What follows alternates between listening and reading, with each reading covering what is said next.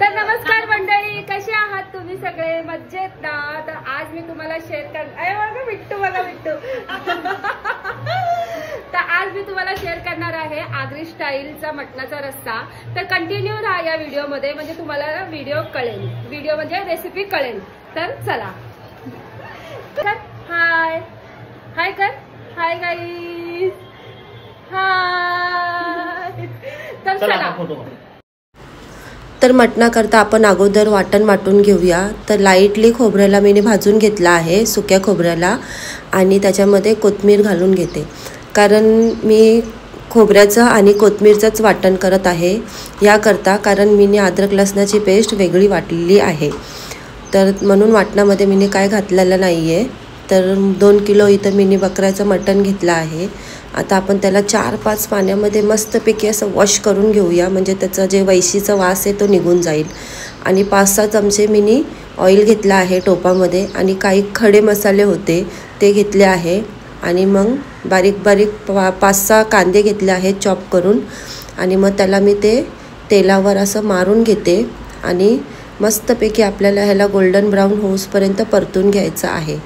तर हे परतूसपर्यंत मी तुम्हाला एक सांगते की माझ्या चॅनलला तुम्ही सबस्क्राईब करा, आणि जर तुम्हाला थोडीशी पण रेसिपी आवडत असेल तर तुमच्या नातेवाईकांमध्ये तुम्ही शेअर करा.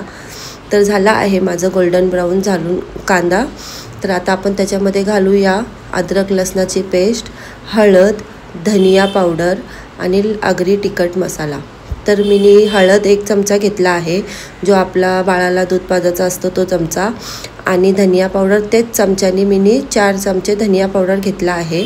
आणि 5 किंवा 6 चमचे मी आगरी मसाला घातला आहे त्याच्यामध्ये. तर म्हणजे धनिया पावडर जरा जास्तच तुम्ही घाला, त्याच्याने काय आपल्याला करसट वगैरे नाही लागत. तर त्याच्याने आपला जो रस्सा आहे तो थिक होतो. तर धनिया पावडर तुम्ही जास्त घातला तरी चालेल. तर आता मी मटणाला असंच वाफेवर शिजासाठी परातामध्ये पाणी घालून शिजून घेते, आणि तोच पाणी मी मटणामध्ये घालते. तर एका साईडला मी जिऱ्याचं आणि तेजपत्त्याचं पाणी पण मी ठेवला आहे, आणि तोच मी मटणाला वापरणार आहे. कारण कसं असतं ना, जेव्हा आपण थंड पाणी वरनं घालतो ना, तर मटणाचं टेस्ट निघून जातं. म्हणून तुम्ही पण ही ट्रिक नक्की वापरा. जर तुम्हाला रस्सा जर करायचा असेल मटणामध्ये, तर तुम्ही साईडला गॅसवर पाणी ठेवा, आणि त्याच्यामध्ये जिरा आणि तेजपत्ता घालून घ्या, आणि मग तोच पाणी मटणाला वापरा. तर मीठ घालून मी परत झाकून घेते.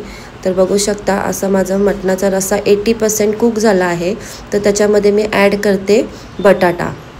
तर बटाटा घालून घेते, आणि अमृत मीठ मसाला म्हणून असा एक मसाला भेटतो, तो मी वापरला आहे. तुम्ही मटणाचा दुसरा मसाला पण वापरू शकता.